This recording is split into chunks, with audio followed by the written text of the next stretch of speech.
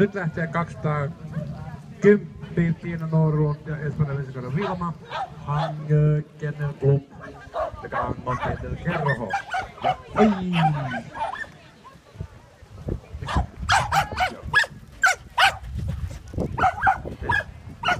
Oho.